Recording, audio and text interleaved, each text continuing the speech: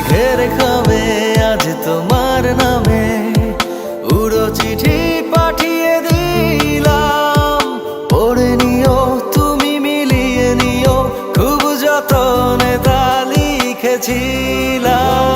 মেঘের খামে